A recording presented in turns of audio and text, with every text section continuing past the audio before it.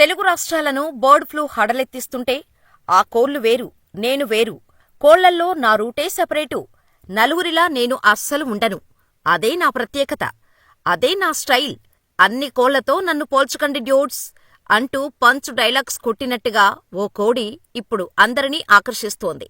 ఇప్పుడు చెప్పిన పంచ్ లైన్కి ఏమాత్రం తీసిపోకుండా ఈ కోడుంది కూడా. ఈ కోడిని చూశారంటే చాలు ఔరా అనాల్సిందే.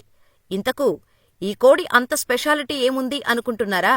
అయితే ఈ వీడియో చూసేయండి. సాధారణంగా కోడిపెట్టెగాని కోడిపుంజుగాని ఒంటినిండా ఈకలతో, రంగురంగులతో, పొడవైన ఈకలతో ఉంటాయి.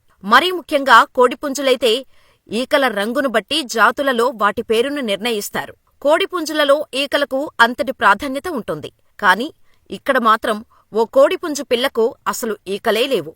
అయినా స్టైలుగా అన్ని కోళ్లతో కలిసి షికారు చేస్తుంది. నేను ఒక్కటి మాత్రం చెప్పగలను, ఇండియన్స్ ఇంతవరకు ఇలాంటి కోడిపుంజును ఎక్కడా చూసి ఉండరు. అందుకే ఈ కోడిని చూసిన నెటిజన్స్ ఇది కదా అసలు కోడి అంటే అంటున్నారు. ఈ కోడికి ఒక్క ఈక లేదు, కాని చాలా బలంగా, పుష్టిగా ఉంది.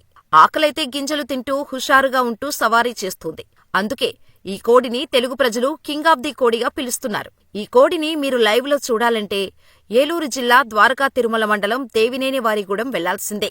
ఈ కోడి యజమాని ఇస్మాయిల్. ఆయన ఈ కోడి గురించి మాట్లాడుతూ, కోడికి 6 నెలల వయసు వచ్చింది. పుట్టినప్పటి నుంచి కోడి ఇలాగే ఉంది. కోడిని చూసేందుకు స్థానిక ప్రజలే కాకుండా ఇతర గ్రామాల ప్రజలు కూడా వస్తున్నారు. నాకు కోళ్ల పెంపకమంటే ఇష్టం. ఆ ఇష్టంతోనే నేను కోళ్లను పోషిస్తున్నాను. ఈ కోడి బ్రతుకుతుందో లేదో అనుకున్నాను. చలికాలంలో కూడా కోడికి ఎటువంటి అనారోగ్య సమస్యలు రాలేదు. ఇప్పుడు ఈ కోడి సోషల్ మీడియా స్టార్ అయింది. ఈ కోడి కారణంగా నాక్కూడా స్పెషల్ క్రేజ్ వచ్చింది అని ఇస్మాయిల్ మురిసిపోతున్నారు. మరోవైపు ఈ కోడిని చూసిన నెటిజన్లు బర్డ్ ఫ్లూ కూడా ఈ కోడి ముందు పరార్. కోళ్లయందు ఈ కోడి వేరయ్యా, దివి నుంచి దిగి వచ్చిన కోడి పెట్టరా ఇది అంటూ కామెంట్స్ చేస్తున్నారు. ఈకలు లేని కోడి గురించి వైద్యులు మాత్రం జన్యుపరమైన లోపం కారణంగా అలా పుట్టి ఉండొచ్చని అంటున్నారు. నాటుకోడి కావటంతో బర్డ్ ఫ్లూ వైరస్ వచ్చే అవకాశం అంతగా ఉండకపోవచ్చని, అందుకే ఈకలు లేకున్నా కోడి పుష్టిగా ఉందని వైద్యులు అభిప్రాయపడుతున్నారు. ఏది ఏమైనా ఈకలు లేని కోడిగా కోడికి స్పెషల్ ఫాలోయింగ్ ఏర్పడింది. ఇప్పుడు ఎక్కడ చూసినా సోషల్ మీడియాలో ఈ కోడి గురించి చర్చ జరుగుతోంది. అయితే మనకు ఇలా ఈకలు లేని కోడిని చూడటం మొదటిసారి కావచ్చు. కానీ ఈకలు లేని కోళ్లు ప్రపంచంలో ఉన్నాయి.